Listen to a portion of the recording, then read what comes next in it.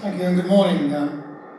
I suspect that I may not be the newest kid on the block this morning, but I must be one of them, because I've been chairman of Morecambe for 6 months now. I've been quite surprised how many people have asked after my welfare this morning.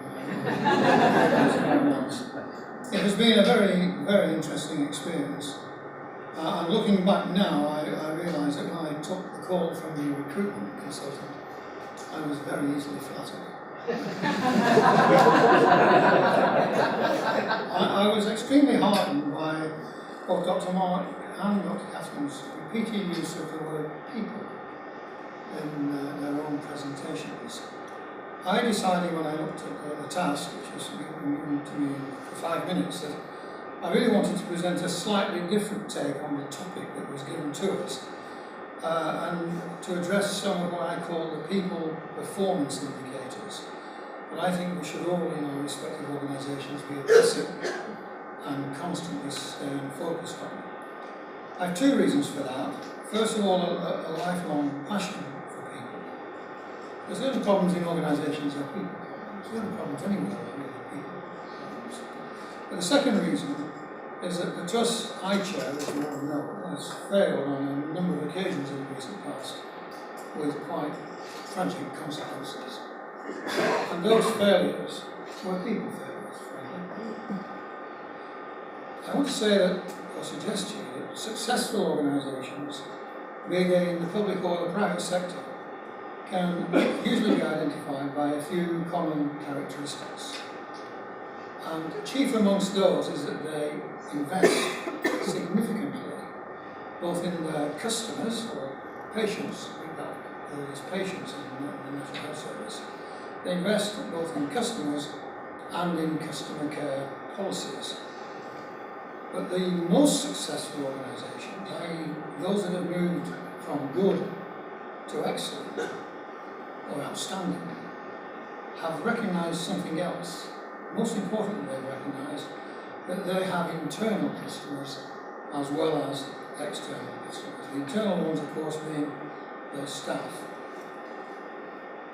High-performing organisations will invariably be, in my opinion, those that regard their staff as assets rather than as costs. Where directors and managers will have a clear vision of where they're going, where that vision is shared with everyone, staff, customers, patients, and the wider public, and where they will all have a common view and a shared belief as to what success really looks like. They will also have a set of standards and values which are quite non-negotiable. And within the NHS, of course, the top of those, of any list of non-negotiables would be quality of care, patient safety, and patient experience. Now I make those comments because for me they should be the drivers of everything that we do individually and collectively. Individually with ourselves and our own organisations, and in our interactions with each other amongst the organisations that are here. There is a quite unbreakable link, in my opinion, between the two. The patients and the care that they receive, and the staff who deliver that care. And when that link is broken for whatever reason, you risk another mid-staffs, heaven forbid, or you risk another Morecambe vintage 2008-2009. So those are the key issues that I personally believe should figure very highly in the list of priorities, that all of us who are engaged in working with and alongside Health Watch Cumbria are going to agree on. There are others that I would suggest merit. These will be as follows: to commit to making our partnership with Health Watch Cumbria work in a meaningful way.